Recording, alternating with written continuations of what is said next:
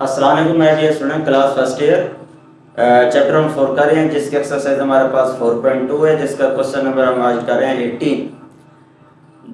देखें इसमें जो 18 क्वेश्चन है ये बेसिकली हमारे पास क्या है ये, और अब हमारी प्रॉपर्टी यहाँ से चेंज हो रही है, क्योंकि पहले हम जो है जो क्वेश्चन नंबर 1 से 5 तक किए थे वो हमने nth वेरिएबल प्रॉपर्टी यूज़ करके सॉल्व किए थे।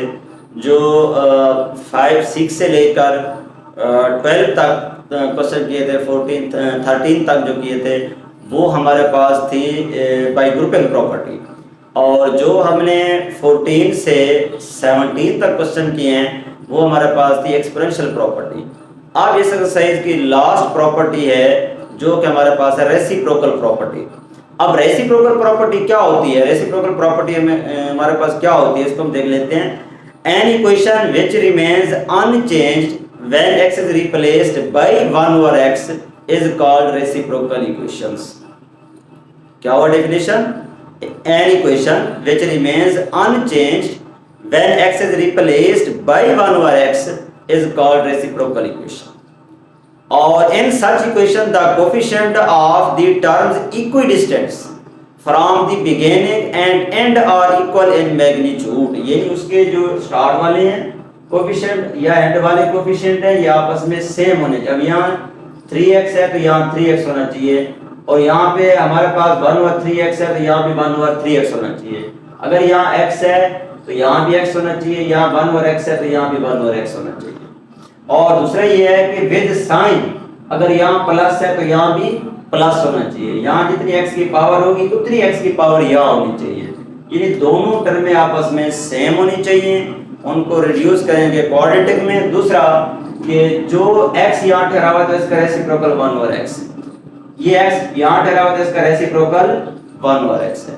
तो ऐसे इक्वेशन को हम क्या कहते हैं? रेसिप्रोकल इक्वेशन कहते हैं। अब ये जो रेसिप्रोकल इक्वेशन की प्रॉपर्टी है इसको हम सॉल्व करने जा रहे हैं और इसको हम रिड्यूस करेंगे वैसे जिस तरह हम पीछे 3 प्रॉपर्टी में डिस्कस कर चुके हैं कि वो प्रॉपर्टी को हम क्या करते थे? रिड्यूस करते थे क्वाड्रेटिक में। यहाँ भी हम ऐसे करेंगे, रिड्यूस करेंगे क्वाड्रेटिक में। जब क्वाड्रेटिक में रिड्यूस करेंगे, अब देखें डियर स्टूडेंट्स, हम सपोज करें इनको लेट करेंगे, क्योंकि आप देखें ये और ये टर्म पहले से सेम है, ये टर्म और ये टर्म पहले से सेम है। अब पहले से सेम है, अब इनको सपोज कर देंगे, हम लेट कर देंगे x प्लस 1 over x और equal to y। x plus 1 over x equal to y।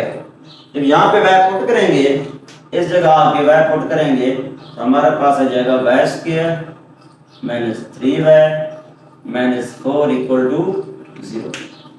ये हमारे पास y square minus 3y minus 4 equal to 0। अब इसको सॉल्व करने के बाद हम इसमें क्या करते हैं?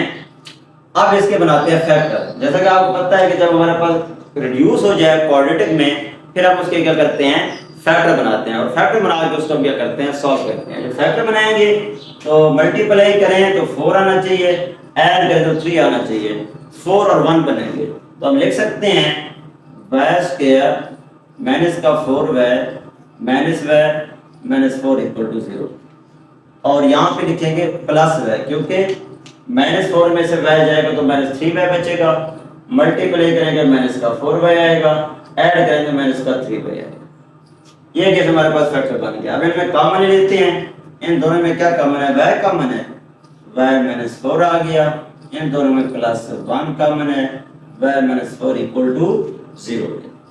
अब y माइनस 4 यहाँ भी है, y माइनस 4 यहाँ भी है, ये हम कॉमन लेंगे। जब ये हम कॉमन लेंगे y माइनस 4, तो y माइनस 4 कॉमन चला आया, तो हमारे पास क्या है? y plus 1 equal to 0। दो इक्वेशन बन गई हैं। हम लिख सकते हैं y माइनस 4 इक्वल टू 0 और y plus 1 equal to 0, y equal to 4 के और y इक्वल टू माइनस 1। ये हमारे पास है y इक्वल टू 4 और y इक्वल टू माइनस 1। अब ये हमारे पास क्या आ गया? y की वैल्यू आ गई है। जब हमने y की वैल्यू फाइंड कर ली है, y की वैल्यू निकाल ली है, अब हम क्या करेंगे? अब यही y की वैल्यू बारी बारी जहां हमने सपोजिशन की हुई है यहाँ पे हम क्या करेंगे? पुट करेंगे। यहाँ पे पुट करेंगे तो हमारे पास इसमें क्या आ जाएगा? तो इसको सॉल्व करते हैं। तो मैं इसको लिख रहा हूँ when y इक्वल टू कोई वैल्यू ले लेते हैं, पहले 4 ले लेते हैं, y is equal to 4, y equal to 4 लेकर हम क्या करते हैं, इसको सॉल्व करते हैं। इसको सॉल्व करेंगे तो हमारे पास क्या आ जाएगा, जो सपोजिशन है वो हमारे पास है x प्लस 1 और x इक्वल टू y के। अब इसमें जब वैल्यू हम पुट करेंगे तो हमारे पास क्या आ जाएगा, x प्लस 1 और x, इस y की जगह पे y की वैल्यू क्या है 4 है, हम ये पुट कर देंगे। जब ये पुट करेंगे तो आप देखें x को हमने खत्म करना है, बाई में x ठहरा हुआ है, पूरी इक्वेशन के साथ x के साथ मल्टीप्लाई करेंगे पूरी इक्वेशन को। जब मल्टीप्लाई करेंगे x के साथ, x से मल्टीप्लाई होगा x स्क्वायर, x से कट जाएगा 1 और ये आ जाएगा 4x। रीअरेंज कर देते हैं, 4x किधर ले हैं, x square minus 4x plus 1 equal to 0, ये हमारे पास आ जाएगा। अब रहेंगे इसके फैक्टर, मल्टीप्लाई करें तो 1 है, ऐड कर दो -4 है, बिल्कुल इसके फैक्टर नहीं बनते। जब फैक्टर नहीं बनते हम क्या करेंगे, इसके ऊपर क्वाड्रेटिक फार्मूला अप्लाई करेंगे। जब क्वाड्रेटिक फार्मूला अप्लाई करेंगे तो a हमारे पास कितना है 1 है, b हमारे पास कितना है -4 है और c हमारे पास कितना है 1 है। अब यही वैल्यूज क्वाड्रेटिक में हम क्या करेंगे, पुट कर देंगे। जब क्वाड्रेटिक में पुट करेंगे तो हमारे पास quadratic formula is equal to -b plus b square -4ac और डिवाइडेड बाय 2। अब इसमें वैल्यू पुट करते हैं, इसमें वैल्यू पुट करेंगे x is equal to -b plus 4 plus -b square यानी -4 का स्क्वायर -4a की जगह पे a की वैल्यू 1, c की जगह c की वैल्यू 1 और डिवीजन में 2a की जगह पे a की वैल्यू 1 पुट कर देंगे, ये हमारे पास आ जाएगा। अब इसको मजीद हम सॉल्व करते हैं, सिंपलीफाई करते हैं तो हमारे पास क्या आ गया, x इज इक्वल टू 4, तो हमारे पास आ गया 4 प्लस का 16 -4 और डिवाइडिंग बाई 2, ये कैसे हमारे पास आ गया। मजीद इसको हम सॉल्व करते हैं तो हमारे पास क्या आएगी वैल्यू, मैं जैसे इसको लिख रहा हूँ x इज इक्वल टू, हमारे पास आ गया 4 प्लस -16 में से 4 चला गया 12 अंडर रूट और डिवाइडेड बाई 2, ये हमारे पास आ गया है। और इसको मजीद हम लिख सकते हैं, हमारे पास कंडीशन बनेगी x is equal to 4 plus ये जो 12 लिखा हुआ है 4 मल्टीप्लाई 3 अंडर रूट और डिवाइडेड बाई 2, कॉमन है या 4, जब 4 को अंडर रूट से बाहर निकालेंगे 2 आ जाएगा, हम लिख सकते हैं x is equal to 4 plus -2 and 2 3 under root और डिवाइडेड बाई 2। इन दोनों में 2 कॉमन ले लेंगे, जब 2 कॉमन लेंगे 2 प्लस -3 अंडर रूट और डिवाइडेड बाई 2 से कट गया तो हमारे पास क्या आ गया, x is equal to 2 plus -3 under root, तो ये हमारे पास किसकी वैल्यू आ गई है, x की वैल्यू आ गई। तो ये हमारे पास आ गया x की वैल्यू, x equal to 2 plus -3 under root. अच्छा, अब ये x की वैल्यू हमने फाइंड कर ली है, निकल गई है। अब हम देखते हैं इसकी दूसरी value when y is equal to -1। अब ये वाली वैल्यू हम देखते हैं, जब ये वैल्यू देखेंगे तो हमारे पास क्या है, when y equal to -1, ये वैल्यू हम लेते हैं y is equal to -1। अब y की जगह पे जहां हमने सपोजिशन की हुई है वहां पे -1 पुट करेंगे।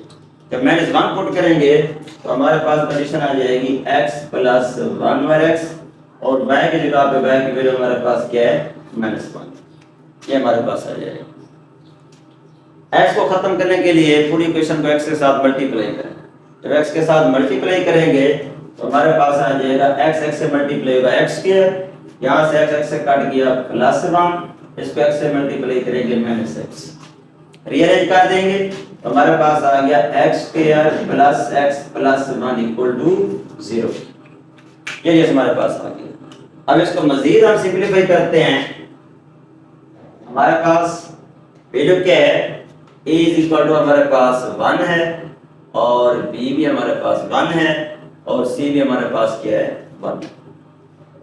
अब फार्मूले में वैल्यू पुट करते हैं, फार्मूला हमारे पास है x is equal to minus b plus minus b square minus 4ac और डिवाइडेड बाई 2, ये हमारे पास आ जाएगा। जब इसमें वैल्यू पुट करेंगे तो हमारे पास क्या आ जाएगा, x is equal to minus b minus 1 plus minus b square 1 का स्क्वायर 1 माइनस 4 a की जगह a की वैल्यू 1 c की वैल्यू 1 और डिवाइडेड बाई 2 and 2 1।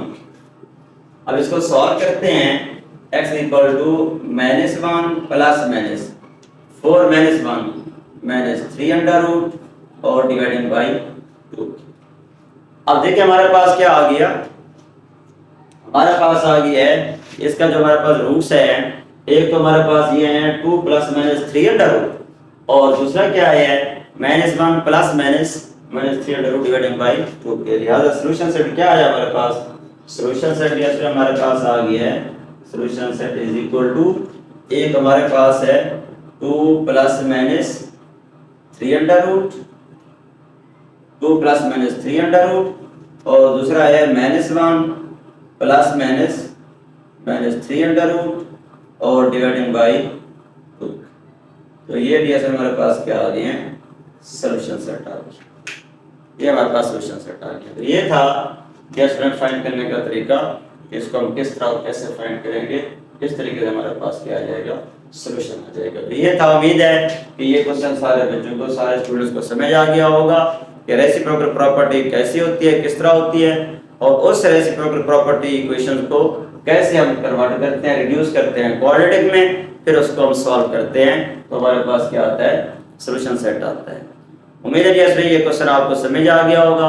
मजीद किसी जगह किसी पॉइंट समझ ना आया हो तो कमेंट सेक्शन में कमेंट करके आप उसे डिस्कस कर सकते हैं और सब्सक्राइब जरूर कीजिएगा, लाइक और कमेंट्स करना भी ना भूलिएगा। ओके डियर स्टूडेंट्स, अल्लाह हाफिज़।